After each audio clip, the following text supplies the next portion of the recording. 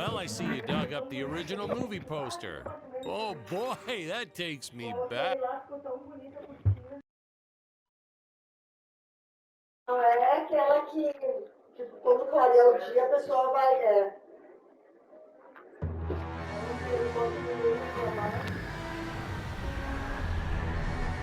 Hello, Dan Smith here. I directed this film back in, well, it feels like a century ago. Yeah.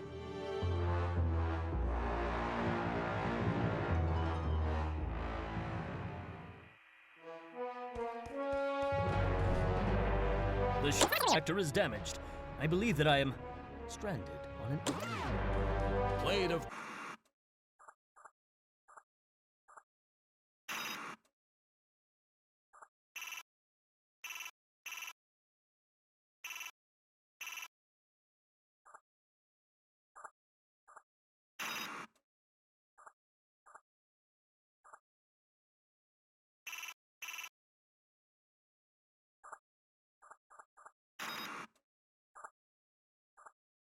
course by actor Jonathan Digby. Went on to some minor roles after this. Such a shame. I thought from day one this guy's got leading man written all over his face.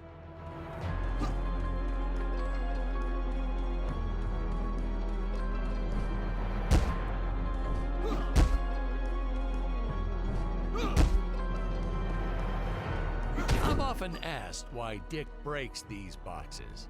He actually ad-libbed it. I told Jonathan, always keep things exciting.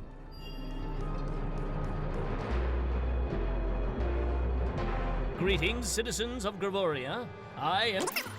Probably shouldn't have had Dick draw his weapon when he was talking about peas. Well, maybe one day we'll go back and CG it into a sandwich or something instead. Ha! Just kidding. And this is what people pay to see. A no-name middle-aged B-list actor duking it out with stuntmen in costumes. Such stunning choreography. Now the extras in those robot suits really knew how to take a punch. Oh, literally. I told Jonathan not to hold back. Give it all to him. Kick him in the nuts and bolts.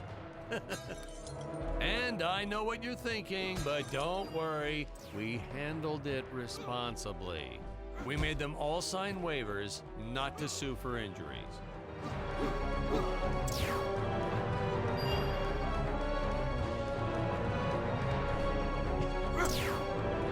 You know the hero means business when they take a shot from a monster and shoot it right back at him.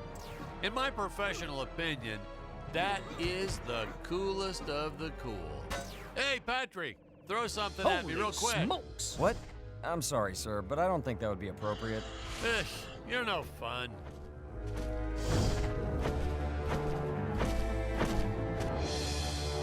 If I land squarely on that grain silo, I should survive this. Well, I shouldn't say this now, but you could actually see the strings if you squinted hard enough.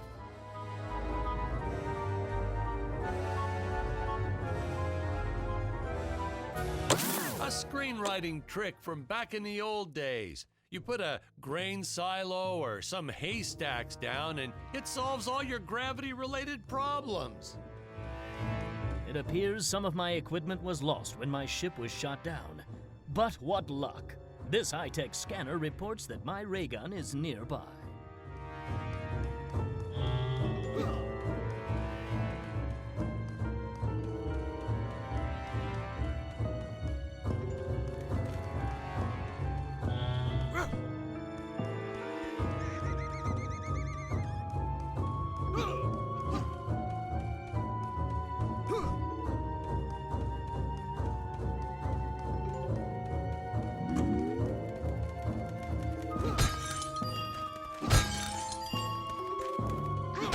The dinosaurs. You just don't see quality stop motion like this anymore, do you? Someone actually sat there and moved them, frame by frame. Today, it'd be done with computers, but where's the artistry in that?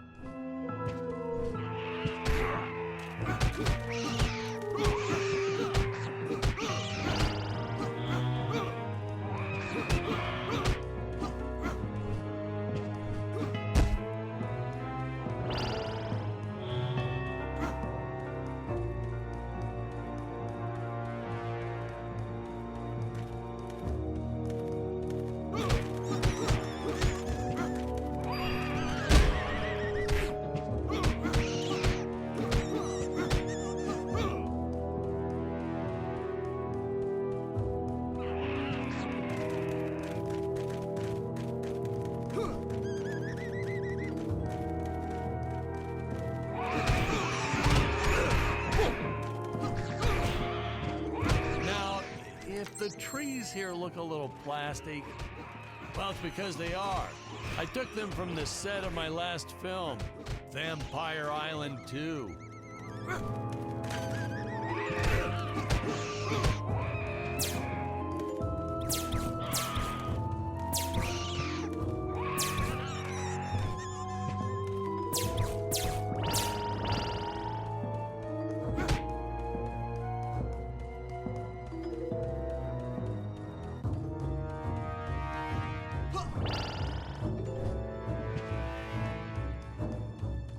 We got our fair share of nasty letters from scientists complaining about our portrayal of the dinosaurs. Was news to me. Apparently, these stegosauruses weren't meat eaters. Must have preferred shellfish or something. Wow, how do they know? That's what I say.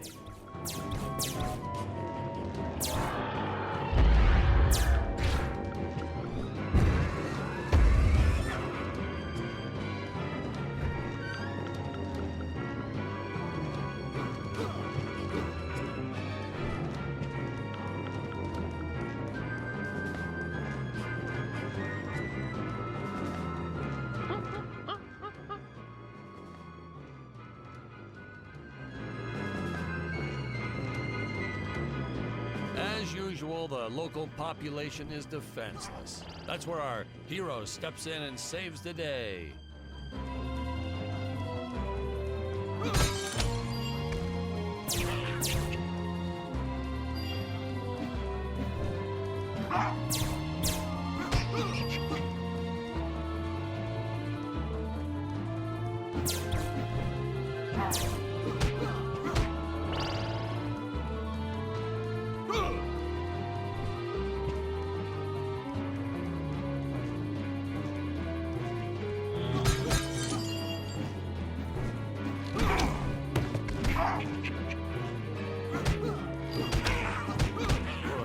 We put Jonathan through a lot shooting this film. He wasn't the best actor, especially when reacting to getting hit. He's what you call a flincher. So I told the stuntman to really just go to town on him. It's the only way to get an honest performance sometimes. Our props master tried to make the weapons soft, but there's only so much you can do. Lucky for us, Dick's entire body was covered in that spacesuit. That thing was a lifesaver when it came to hiding bruises.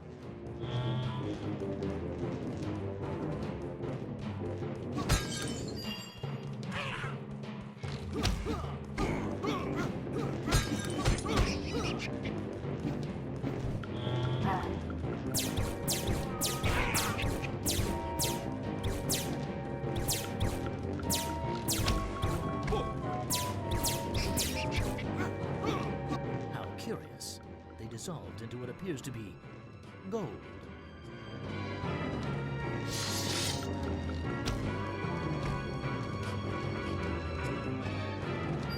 You'll notice the gold disappears when Dick touches it.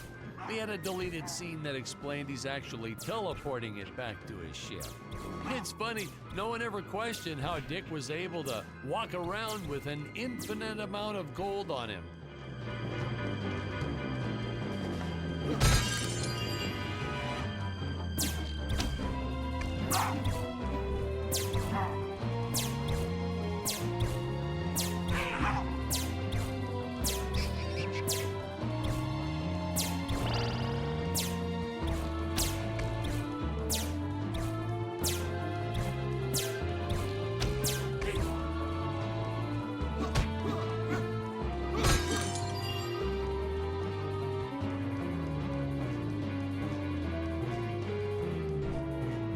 We had to redo these shots.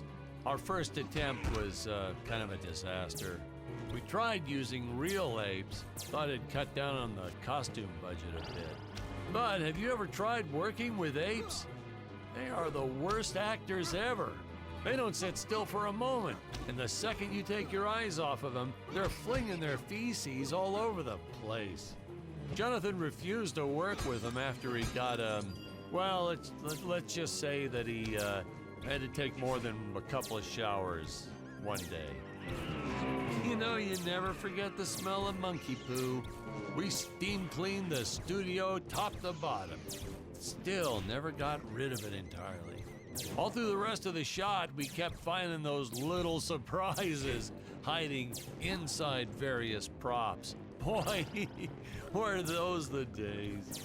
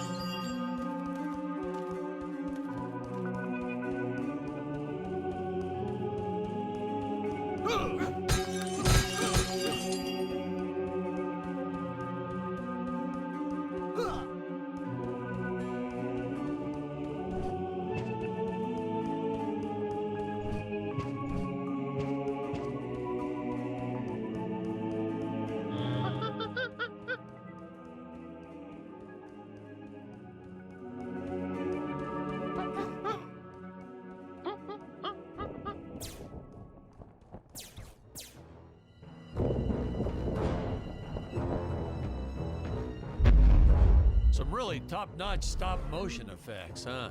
Unfortunately, we skimped on the Dick Starspeed puppet a little. The Earthman is not for you to eat, fiend! Oh, this was groundbreaking. We had the woman rescuing the man for once. We were really ahead of our time with this scene, but well, then again, I've always been rather progressive.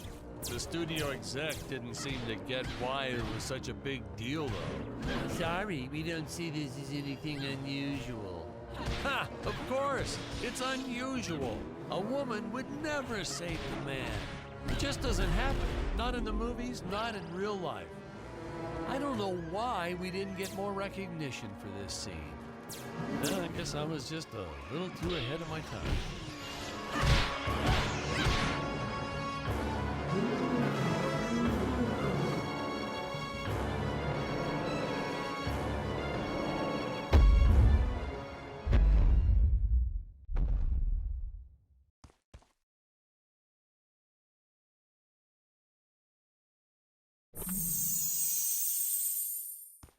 Thank you for saving me, strange woman. What is your name? I am the magnificent Scarlet Nova. Do not question my motives. Just be happy that you are still alive.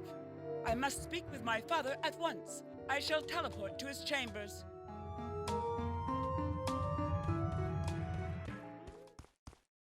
So we'll be seeing our first example of teleportation being used by Scarlet right here.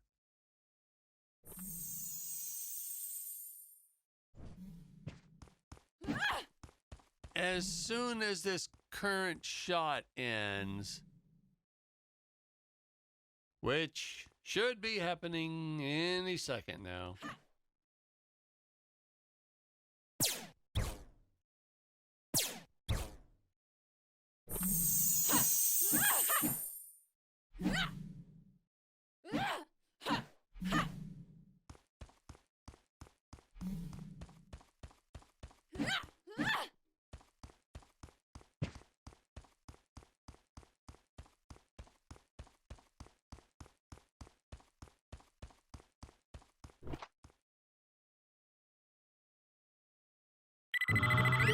Huh?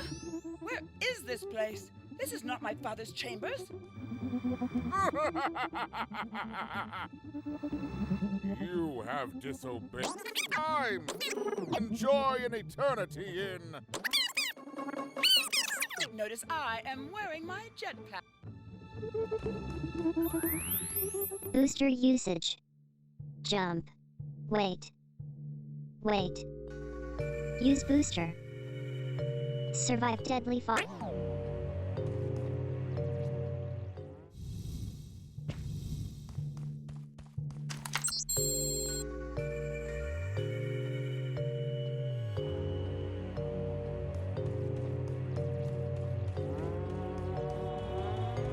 Scarlet didn't quite realize she needed to shoot those energy orbs down below. Keep in mind, Stacy was doing this on a soundstage, okay?